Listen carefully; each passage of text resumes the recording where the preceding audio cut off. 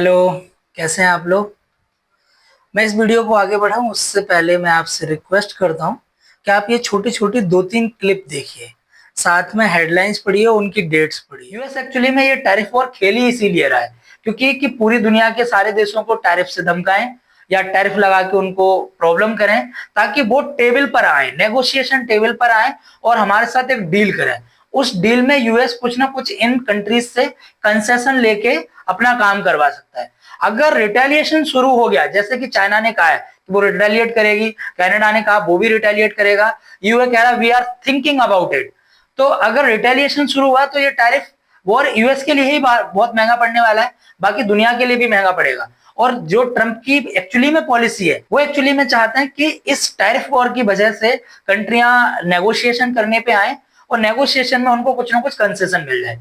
बस जैसे कि मैंने कहा था कि ये जो टैरिफ वाला गेम है ये ट्रम्प इसलिए खेल रहे हैं क्योंकि वो ट्रेड डील साइन करना चाहते हैं और कुछ न कुछ डील में कंसेशन चाहते हैं।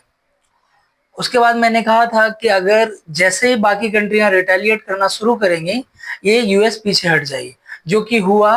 और जैसे ही कंट्रियों ने रिटेलिएट करना शुरू किया वैसे ही ट्रंप ने 90 डेज का मॉरेटोरियम लगा दिया, किस पर, टैरिफ्स पर। अब कुछ लोग ये कहेंगे कि यूएस तो सिर्फ इलीगल माइग्रेंट्स के अगेंस्ट एक्शन ले रही है। ऐसा नहीं है, ये बात लीगल माइग्रेंट्स तक भी आएगी, आप रुको, वक्त आने दो। वैसे ही मैंने कहा था कि ये जो ट्रंप का इलीगल माइग्रेंट्स के अगेंस्ट जो एक्शन ले रहे हैं ये सिर्फ इलीगल तक नहीं रहेगा, ये लीगल माइग्रेंट्स तक भी आएगा। रिसेंटली जो विवेक रामास्वामी हैं, यूएस प्रेसिडेंट के एडमिनिस्ट्रेशन में काफी इंपॉर्टेंट पोस्ट पर है, उनके अगेंस्ट भी लोग ट्रेंड चला रहे हैं कि इंडिया वापस जाओ। तो वो जो चीजें मैंने बोली थी वो अब यूएस में दिखाई दे रही हैं। तो इस बात से ये अंदाजा आप लगा सकते हैं कि मैं जो भी एनालिसिस करता हूँ किसी भी इशू को लेके उसमें काफी एक्यूरेसी होती है, काफी डेप्थ होती है। तो आप कोई भी इशू को डेप्थ में समझना चाहते हैं तो आप इस चैनल को सब्सक्राइब करें, वी नीड योर सपोर्ट। तो आज के टॉपिक पर आते हैं। रिसेंटली इंडिया ने ऑपरेशन सिंदूर किया पाकिस्तान के अगेंस्ट, जिस पे लेके काफी चर्चा हुई, आपको हजारों वीडियो मिल जाएंगे। लेकिन मैं जिस तरह की बात करना चाहता हूँ उस तरह की बात उस टाइम में करना ठीक नहीं था। India was going through a very critical situation और उस टाइम पे इस तरह की कोई भी हम पॉलिसी डिस्कशन करते उस टाइम पे लोगों को बिल्कुल अच्छा नहीं लगता और उस हो सकता है उसमें कुछ चीजें खराब होती, कुछ चीजें अच्छी होती, इसलिए मैंने उस चीज को उस टाइम पे अवॉइड किया। लेकिन आज के टाइम पे ये चीजें काफी सेटल हो चुकी है, now we can discuss about that. तो हम एक्चुअली में सबसे पहले इंडस वाटर ट्रीटी के बारे में बात करते हैं। इंडिया ने इंडस वाटर ट्रीटी को सस्पेंड कर दिया है और ये कब तक सस्पेंड किया गया है कुछ पता नहीं है। इंडस का पानी रोककर पाकिस्तान को सबक सिखाने का तरीका बहुत ही अच्छा और सटीक लगता है पहली नजर में, लेकिन इसमें काफी सारे चैलेंजेस हैं। उन चैलेंजेस को एक एक करके डिस्कस करते हैं। सबसे पहला चैलेंज ये है कि इंडस जो है एक इंटरनेशनल रिवर है, इंडिया और पाकिस्तान दोनों कंट्री के थ्रू जाती है। मान लो हमने सारे इंजीनियरिंग प्रॉब्लम्स को डील कर लिया, हमने सारे साइंटिफिक चीजों को डील कर लिया, हमने प्रॉपरली पानी रोक लिया, कोई चैलेंज नहीं है रोकने में, तब भी एक सबसे बड़ा चैलेंज ये रहेगा कि मान लो हमने अगर इंडस का पानी रोक दिया, कल को चाइना ने ब्रह्मपुत्र का पानी रोक दिया, तो इंडिया के पास कोई भी एक मोरल ग्राउंड नहीं होगा चाइना को ये कहने के लिए कि आपने ये पानी क्यों रोका, क्योंकि हम नैतिकता पहले ही खत्म कर चुके होंगे और चाइना ये बहुत जल्दी से करेगा भी। आपकी जानकारी के लिए मैं एक बात बता दूं, जो ब्रह्मपुत्र रिवर है उसमें सबसे ज्यादा पानी है। इंडिया में जितनी भी रिवर है उसमें सबसे ज्यादा पानी अगर किसी रिवर में है तो ब्रह्मपुत्र में है, और पानी is a very scarce resource. तो पानी को लेके बहुत दिक्कत होगी, हम बिल्कुल भी अफोर्ड नहीं कर सकते हैं कि ब्रह्मपुत्र रिवर का पानी हमारे हाथ से कैसे भी जाए। तो एक बहुत बड़ा डिप्लोमेटिक चैलेंज रहेगा। दूसरा चैलेंज क्या है? दूसरा चैलेंज ये है कि जब हम किसी रिवर का वाटर फ्लो चेंज करते हैं, जब हम अगर उस पर डैम बनाते हैं तो उस रिवर का वाटर फ्लो, जो नेचुरल वाटर फ्लो है, वो चेंज होगा। तो इंडिया अगर ऐसा करती है तो झेलम, चेनाब, रावी, ब्यास, सतलज, इंडस, इन सब के वाटर फ्लो में चेंज आएगा। और वाटर फ्लो में चेंज आएगा तो वहाँ की इकोलॉजी इंपैक्ट होगी, डाइवर्सिटी, जो बायोडाइवर्सिटी है वो इंपैक्ट होगी। इंडिया कई सारे कन्वेंशन का हिस्सा है, जैसे साइट का हिस्सा है इंडिया, जैसे बायोडाइवर्सिटी कन्वेंशन का हिस्सा है, जैसे बायोडाइवर्सिटी माइग्रेशन कन्वेंशन का हिस्सा है।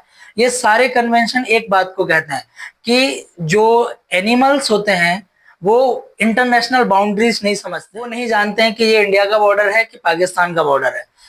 तो अगर वाटर फ्लो चेंज होगा तो ये बायोडाइवर्सिटी बहुत हार्म होगी और डायरेक्टली और इनडायरेक्टली ये सारे कन्वेंशन का वायलेशन होगा। तो इंडिया को ये इंटरनेशनल लेवल पे क्रिटिसिज्म झेलना पड़ेगा और ये एक चैलेंज रहेगा। हमें इसको डिप्लोमेटिकली डील करने की बहुत तेजी से जरूरत पड़ेगी।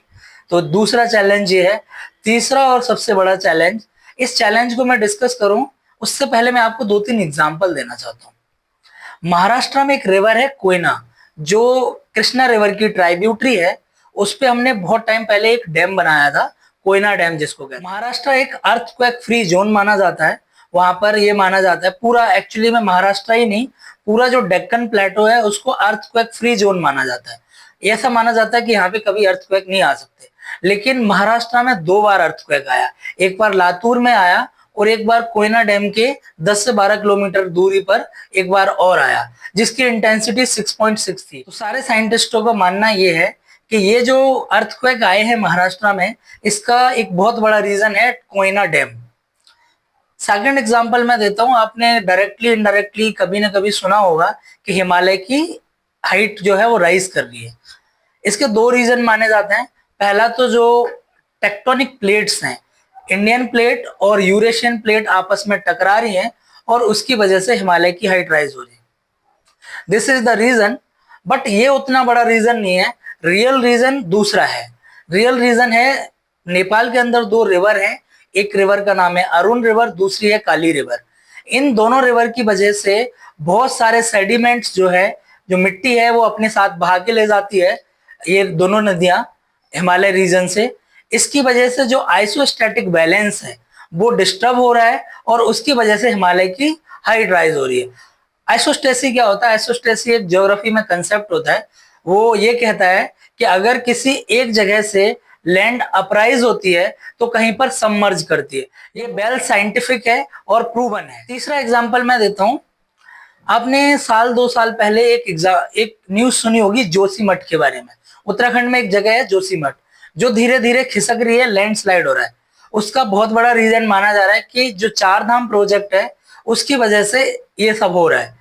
तो इन तीनों एग्जाम्पल से हम एक बात समझ चुके हैं कि अगर हम हिमालय रीजन में कुछ भी जियोलॉजिकल स्ट्रक्चर को डिस्टर्ब करते हैं तो उसके परिणाम बहुत खतरनाक हो सकते हैं। अब मैं आपको सबसे बड़ा चैलेंज, जो थर्ड चैलेंज है, उसको एक्सप्लेन करता हूँ। अगर हम इंडस के वाटर को रोकना चाहते हैं तो हमें जम्मू एंड कश्मीर वाले रीजन में कई सारे बड़े डैम बनाने होंगे।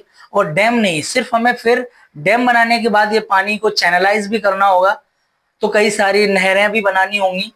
तो बहुत बड़े लेवल पे वहां पे जियोलॉजिकल स्ट्रक्चर्स को चेंज होगा। उसके क्या परिणाम होंगे वी डोंट नो।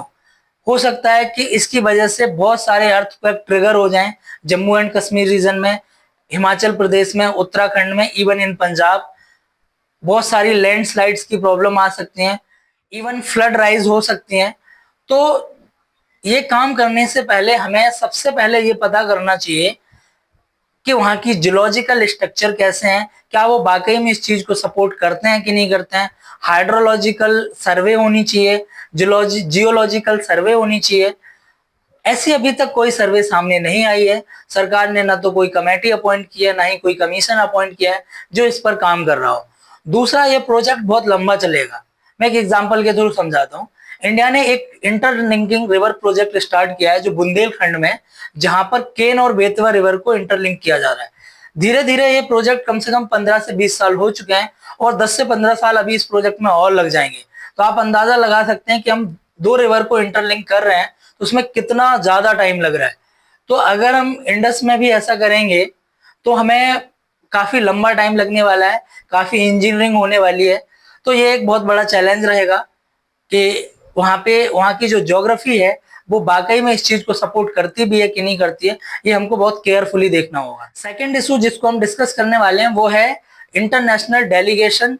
जो इंटर पार्टी डेलीगेशन इंडिया ने कई देशों में भेजे हैं, ये टोटल 7 डेलीगेशन है जो अलग अलग देशों में जाएंगे और इंडिया की पोजीशन को एक्सप्लेन करेंगे, पाकिस्तान को एक्सपोज करेंगे। ये डेलीगेशन कितने इफेक्टिव होने वाले हैं, इसको लेके एनालिसिस करते हैं। मेरी नजर में ये डेलीगेशन बहुत ज्यादा इफेक्टिव नहीं रहने वाले हैं। उसके कुछ रीजंस हैं, लेट मी एक्सप्लेन।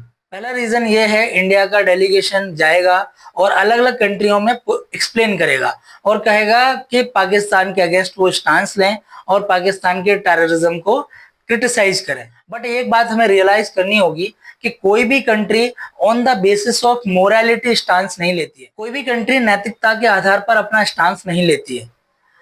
मैं कुछ एग्जांपल देता हूँ। रशिया और यूक्रेन का वॉर हुआ, इसमें इंडिया ने ना तो रशिया का पक्ष लिया ना ही यूक्रेन का पक्ष लिया। कई कंट्रियों के ambassador like Germany, Britain, France, USA, इनके हेड ऑफ द स्टेट्स भी आए और इनके एम्बेसडर्स भी आए, बड़ी बड़ी पोजीशन पे जो मिनिस्टर्स हैं वो भी आए। उन्होंने सबने इंडिया पे प्रेशर बनाने की कोशिश की और कहा कि इंडिया को अपना जो स्टांस है वो रसिया के अगेंस्ट लेना चाहिए। लेकिन इंडिया ने अपना स्टांस पूरे पिछले 3-4 साल में हमेशा न्यूट्रल रखा, ना तो रसिया के अगेंस्ट लिया ना ही यूक्रेन के पक्ष में लिया। क्यों नहीं लिया? इस वजह से नहीं लिया कि इंडिया मोरालिटी पे चल रही थी, नहीं, इंडिया ने इस वजह से नहीं लिया क्योंकि ये इंडिया के स्ट्रेटेजिक इंटरेस्ट के अगेंस्ट होता, नेशनल इंटरेस्ट के अगेंस्ट होता। तो इंडिया की position on the basis of national interest determine होती है। ऐसे इंडिया ने इजराइल और हमास के वॉर के बारे में भी पैलेस्टाइन का सपोर्ट भी किया, पैलेस्टाइन की 2 स्टेट जो थ्योरी है उसको सपोर्ट किया, साथ में जो हमास ने इजराइल पे अटैक किया था उस टेरर एक्ट को भी क्रिटिसाइज किया। तो यहाँ पर भी इंडिया ने बहुत ही न्यूट्रल सा स्टांस लिया। Why India is taking such kind of stance? Only because of national interest, only because of strategic interest. तो countries do not take their stance because of moral suasion. They need some concrete step, they need some concrete reasons, concrete national interest alignment. तो ये parliament के जो लोग गए हैं ये क्या करेंगे? इनके पास कोई अथॉरिटी नहीं है, कोई डील मेकिंग पावर नहीं है। क्या ये वहां जाके किसी कंट्री को कोई डील प्रॉपर ऑफर कर सकते हैं? क्या ये किसी कंट्री को वहां जाके कोई स्ट्रेटेजिक इंटरेस्ट के लिए प्रॉमिस कर सकते हैं? नहीं कर सकते हैं। तो मोरल सुएशन काम नहीं करेगा, इसलिए इसका कोई बहुत ज्यादा इम्पैक्ट नहीं होगा। दूसरा रीजन है, इस डेलीगेशन ये करने क्या वाला है? ये डेलीगेशन वहां पे पाकिस्तान को एक्सपोज करेगा। अगर आपको पाकिस्तान को एक्सपोज करना तो आपके पास कोई सॉलिड एविडेंस चाहिए, आपके पास सॉलिड रीजंस चाहिए। वो सॉलिड रीजंस क्या है? पहला रीजन है 2008 में जो मुंबई में अटैक हुआ था, उसमें कसाब पकड़ा गया था जो पाकिस्तान का था और इंडिया के कोर्ट्स ने उसको ट्रायल किया। सारे वेल डॉक्यूमेंटेड प्रूफ हैं कि वो पाकिस्तान से आया था और वो पाकिस्तान से सपोर्टेड था। तो इसकी वजह से पाकिस्तान की पूरी दुनिया में बहुत बेइज्जती हुई थी और पाकिस्तान को एक टेरर स्टेट के रूप में देखे जाने लगा था। फिर उसके बाद 2011 में ओसामा बिन लादेन का मारा जाना पाकिस्तान के एबटाबाद में, तो उसकी वजह से भी पाकिस्तान की बहुत सारी क्रेडिबिलिटी एक्सपोज हो गई थी। इन्हीं दोनों एग्जाम्पल के बेस पे पाकिस्तान को FATF financial action task force की ग्रे लिस्ट में रखा गया। इसका मतलब क्या है? इसका मतलब ये है कि कोई भी कंट्री अगर टेरर फाइनेंसिंग करती है या टेरर स्पॉन्सरशिप करती है तो उस कंट्री को या तो ग्रे लिस्ट में रखा जाता है या फिर ब्लैक लिस्ट में रखा जाता है। ग्रे लिस्ट का मतलब होता है कि उस कंट्री को ये हिदायत दी जाती है कि वो टेरर फंडिंग के अगेंस्ट काम करे, टेरर स्पॉन्सरशिप के अगेंस्ट काम करे। अगर वो कंट्री उसके अगेंस्ट काम करती है तो हर 2-3 साल बाद जो पीरियोडिक रिव्यू होता है उसके बाद उसको अलग किया जा सकता है। तो 2022 में पाकिस्तान को FATF की ग्रे लिस्ट से हटा दिया गया है। इसका मतलब है कि जो भी उसको काम दिए गए होंगे, जो भी एक्शन लेने को कहा गया होगा, पाकिस्तान ने वो सारे एक्शन लिए होंगे टेरर फाइनेंस के अगेंस्ट, टेरर फंडिंग के अगेंस्ट। लेकिन अब चैलेंज क्या है कि ये दोनों ही एग्जाम्पल, चाहे वो मुंबई अटैक का हो चाहे फिर वो 2011 का ओसामा बिन लादेन का एग्जाम्पल हो, ये दोनों ही एग्जाम्पल बहुत पुराने हो चुके हैं। अब ये बहुत इफेक्टिव नहीं है। ये खासकर तब इफेक्टिव नहीं है जब पाकिस्तान को ग्रे लिस्ट से डाल के फिर वापस निकाल लिया गया, क्योंकि उसकी वजह से उसकी क्रेडिबिलिटी राइज हो गई है। तो we are needing new evidences. हमको कुछ नए सबूत चाहिए जो बहुत ही कॉन्क्रीट होने चाहिए, बहुत ही पुख्ता होने चाहिए। प्रॉब्लम क्या है? प्रॉब्लम यह है कि हमने उरी में जो अटैक हुआ, उसके बाद जो पुलवामा में अटैक हुआ और रिसेंटली पहलगाम में अटैक हुआ, तीनों ही अटैक में हमने कोई कंक्लूसिव एविडेंस नहीं निकाल पाए हैं। निकाल भी लिए होंगे तो वो गवर्नमेंट के पास होंगे, पब्लिक डोमेन में ऐसी कोई जानकारी नहीं है। हम नहीं जानते हैं कि वो पुलवामा में अटैक कैसे हुआ था, कौन लोग थे, कौन जिम्मेदार लोग थे, कैसे आए, कोई अरेस्ट नहीं हुआ, क्या लोकल लोगों का इन्वॉल्वमेंट था, वी डोंट नो एनीथिंग। उसके बाद पहलगाम में जो 4 टेररिस्ट थे वो अभी तक पकड़े नहीं गए हैं, तो हमको लिंक स्टैब्लिश करने में थोड़ी दिक्कत आएगी। तो आप पाकिस्तान के अगेंस्ट कैसे सॉलिड एविडेंस रेज करेंगे? तो ये एक बहुत बड़ा चैलेंज है। अगर हम इन तीनों ही केसेस को बहुत ही अच्छे से इन्वेस्टिगेट करते और कंक्लूसिव एविडेंस देते तो इंडिया की पोजीशन बहुत स्ट्रांग होती, पाकिस्तान पूरी दुनिया में नंगा हो चुका होता। लेकिन unfortunately we don't have such kind of things, तो इनइफेक्टिवनेस इस वजह से भी आएगी। तीसरी इनइफेक्टिवनेस इस वजह से आएगी कि आप दूसरी कंट्री को क्या एक्सप्लेन कर रहे हो। आप सेरा लियोन जा रहे हो, अफ्रीका की कंट्री है, आप अल्जीरिया जा रहे हैं, आर दे सिग्निफिकेंट? आप सेरा लियोन को क्या एक्सप्लेन करेंगे? और जिन कंट्रियों को आपको एक्सप्लेन करना चाहिए उनका इंटेलिजेंस सिस्टम इतना मजबूत है, यूएसए को आप क्या बताएंगे? यूएसए आपको बताता है कि आपके यहाँ ये अटैक हुआ है। मैं आपको एक एग्जांपल देता हूं, 2021 का, आई थिंक 2022 का है। इंडिया के इलेक्ट्रिक ग्रिड सिस्टम पे चाइना का साइबर अटैक हुआ था, इंडिया को पता भी नहीं चला था, ये यूएस की इंटेलिजेंस ने बताया कि आपके यहाँ पे एक साइबर अटैक हुआ था।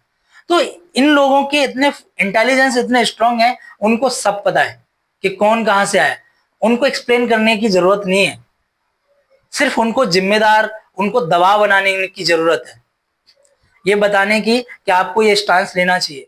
और वो पार्लियामेंटेरियन नहीं कर पाएंगे, उनको काम करने के लिए इंडियन फॉरेन सर्विस किस लिए है? इतने एक्सपर्ट हैं जिनकी 20-20, 30-30 साल फॉरेन मैटर्स में डील करते करते हो चुके हैं, उनका यूज कब होगा? Why we are not using such kind of professionals? India के प्राइम मिनिस्टर खुद ट्रैवल क्यों नहीं करते हैं? तो पार्लियामेंटेरियन बहुत ज्यादा इफेक्टिव होंगे, मुझे नहीं ऐसा लगता है। तीसरा और लास्ट इशू एनालाइज करते हैं, क्या स्ट्राइक्स वाकई में काम करती हैं? हम अगर किसी कंट्री के क्रॉस बॉर्डर जाके स्ट्राइक करते हैं तो क्या टेररिस्ट पर इसका असर होता है? होता है, बहुत ही शॉर्ट टर्म के लिए होता है, 1 साल 2 साल 3 साल के लिए, इससे ज्यादा नहीं होता है। देखो, स्ट्राइक करने के पीछे का रीजन क्या होता है? स्ट्राइक करने के पीछे के रीजन 2 माने जाते हैं। पहला रीजन ये माना जाता है कि हम उनके बहुत सारे जो कोलेट्रल है वो डैमेज करेंगे, बहुत सारी उनकी प्रॉपर्टी को नुकसान पहुंचा सकते हैं। दूसरा, बहुत सारे आतंकवादियों को किल कर सकते हैं, जिसकी वजह से उनके अंदर डर पैदा होगा, डिटरेंस पैदा होगा। लेकिन एक्चुअली में ये दोनों ही जो कंक्लूजन है वो बहुत ज्यादा सही नहीं है। रीजन बताता हूं मैं। टेररिस्ट कैंप में क्या होता है? टीन सेट्स होती हैं, छोटा मोटा इंफ्रास्ट्रक्चर होता है, छोटा मोटा एम्यूनिशन होता है, हार्डली कुछ लाख का सामान होता है। जिस मिसाइल से स्ट्राइक करते हैं ना, वो मिसाइल उससे ज्यादा कॉस्टली होती है, तो मटेरियल का बहुत नुकसान होगा, इस वजह से वो डर जाएंगे। ये चीज नहीं है, उनका उतना नुकसान होता नहीं है एक्चुअली में। दूसरा, क्या वो मौत से डरते हैं? नहीं। जब कसाब आया होगा मुंबई में तो क्या वो ये सोच के आया हो कि उसकी जिंदगी दोबारा बच जाएगी और वो वापस लौट के पाकिस्तान जाएगा? नहीं, वो ये सोच के आया होगा कि वो अटैक के बाद जो काउंटर टेररिज्म जो एक्शन होगा आर्मी का, उसमें वो मारा जाएगा। अनएक्सपेक्टेड क्या था उसके लिए? अनएक्सपेक्टेड ये था कि उसका पकड़ा जाना, ये उसके लिए अनएक्सपेक्टेड था, और ये पाकिस्तान के लिए भी अनएक्सपेक्टेड था। पाकिस्तान ने एक्सपेक्ट किया होगा कि ये मारा जाएगा, लेकिन नहीं मारा गया, ये अनएक्सपेक्टेड था। तो जिंदगी उनके लिए बहुत इंपॉर्टेंट नहीं होती है, इसलिए उनको डेथ से डर लगता है? I don't think so. तो इन दोनों ही वजह से स्ट्राइक्स जो होती हैं वो उनका असर बहुत दिन तक नहीं रहता है, 1-2 साल रहता है, उसके बाद वो दोबारा से रीग्रुपिंग करते हैं और दोबारा से स्टार्ट करते हैं। तो अकेली जो स्ट्राइक्स हैं वो बहुत ज्यादा इफेक्टिव नहीं होंगी, we have to take other actions also. तो वो एक्शंस क्या हैं, हमें एक्चुअली में क्या करना चाहिए? तो मैं इसके कुछ 2-3 सॉल्यूशंस बताता हूं, वो मे बी इफेक्टिव। पहला रीजन है कि हम सब जानते हैं precaution is always better than cure. ये कहावत सदियों से चली जा रही है कि लोग ये कहते हैं कि बीमारी हो जाए उसके बाद इलाज से अच्छा है कि आप उस बीमारी से पहले लड़ें। तो टेररिस्ट अटैक हो जाए उसके बाद एक्शंस लेना वो बहुत ज्यादा इफेक्टिव नहीं है, उसमें बहुत नुकसान होता है, एस्केलेशन होता है और कई सारी चीजें डिस्टर्ब होती हैं। हमें अपने इंटेलिजेंस को मजबूत करना चाहिए, हमने अपने बॉर्डर्स को मजबूत करना चाहिए, फेंसिंग करनी चाहिए। वो फेंसिंग बहुत ही एआई से जुड़ी होनी चाहिए। We have to employ AI. AI का कैसे यूज किया जा सकता है? हम एआई के थ्रू मेटा डेटा का एनालिसिस कर सकते हैं, जिसकी वजह से हमको कश्मीर के अंदर किस तरफ ट्रेंड चल रहा है, लोगों की सोच किस तरफ जा रही है, what kind of radicalization is going on. We can take a lot of things. हम बहुत सारे क्लू ले सकते हैं वहां से, और हम अपने इंटेलिजेंस को बहुत स्ट्रॉन्ग कर सकते हैं। तो हमें टेररिज्म का अटैक होने से पहले ही उसको खत्म कर देना चाहिए। ऑनेस्टली बताऊं, इंडिया को अभी 10-15 ईयर्स 20 ईयर्स तक कोई वॉर की जरूरत नहीं है। वॉर अगर हुआ तो इंडिया बहुत पीछे चला जाएगा।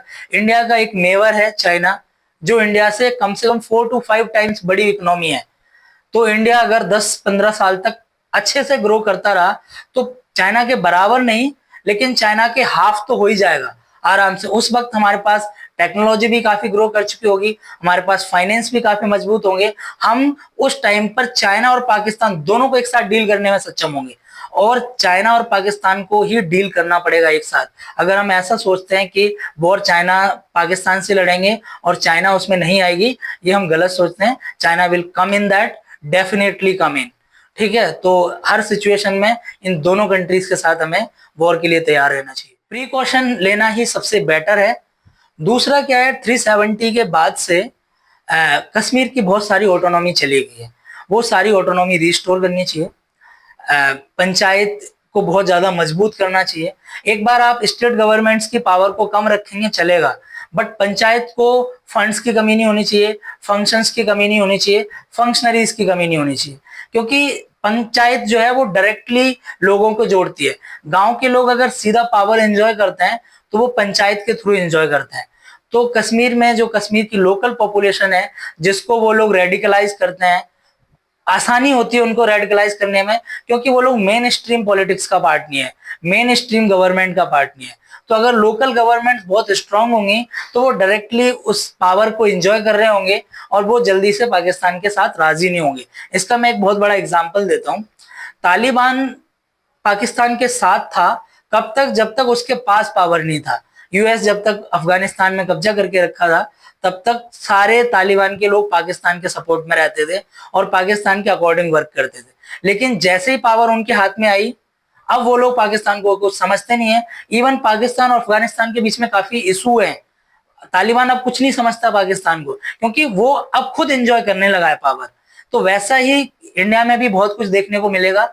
अगर हम रियली में जो वहाँ की लोकल पॉपुलेशन है, जो रेडिकलाइज इजिली होती है, वो अगर मेन स्ट्रीम का पार्ट बनने लगेगी, वो धीरे धीरे पंचायतों के थ्रू मजबूत होने लगेगी, तो ये असर देखने को हमें जरूर मिलेगा।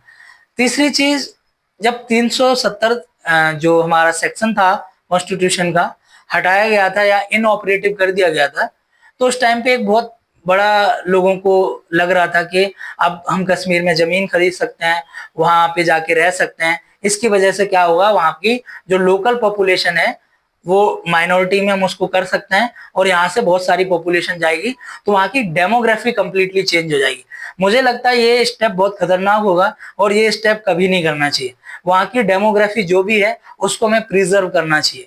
देखो, इसका एक एग्जांपल देता हूँ। मणिपुर में जो दंगे चल रहे हैं पिछले 2 साल से, और गवर्नमेंट, मुझे ये बात कहने में कोई गुरेज नहीं है, मणिपुर में जो भी हालात हैं उसको गवर्नमेंट कंट्रोल नहीं कर पाई है। गवर्नमेंट पूरी तरह से फेल दिखाई दी है मणिपुर में। मणिपुर में इतना ज्यादा दंगा भड़का क्यों? क्यों दो कम्युनिटी इतनी अगेंस्ट हो गई एक दूसरे के? उसका बहुत बड़ा रीजन है, मैं कहूंगा एक अकेला ही रीजन है, वो है डेमोग्राफी चेंज। वहां की जो पॉपुलेशन स्ट्रक्चर चेंज हुआ, उसकी वजह से बहुत सारी कम्युनिटी में इनसिक्योरिटी आई है, उसकी वजह से सिविल वॉर टाइप सिचुएशन है। अगर कश्मीर के अंदर भी अगर हमने डेलिबरेटली डेमोग्राफी चेंज करने की कोशिश की, तो उसके परिणाम भी बहुत फैटल होंगे। तो उनकी डेमोग्राफी, उनका कल्चर है, उसको प्रिजर्व करने की जिम्मेदारी लेनी चाहिए। ये 2-3 स्टेप हैं, ये सॉल्यूशन के तौर पे काम कर सकता है। और आपको जो भी पॉइंट अच्छा नहीं लगता है, आप कमेंट में जरूर मुझे बताएं, और जो भी अच्छा लगता है उसको एक बार जरूर रेज करें। Thank you very much. फिर मिलते हैं कोई डीप एनालिसिस के साथ, नए इशू के साथ। Thank you, bye bye, take care.